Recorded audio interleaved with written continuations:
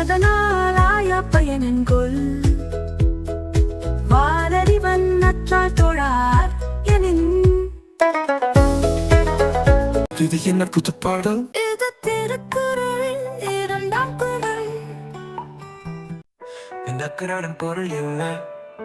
ஒருவர் எவ்வளவு கற்றாலும் அறத்தின் பாதையை மதிக்காது அறிவில் குறைவானவர் என்றால் அந்த கற்றல் எந்த பயனும் தராது. உதாரணம் கூற முடியும். பொதுவாக உண்மையான கல்வி என்பது அறத்தை ஏற்றுக்கொள்வதில்தான் இருக்கிறது.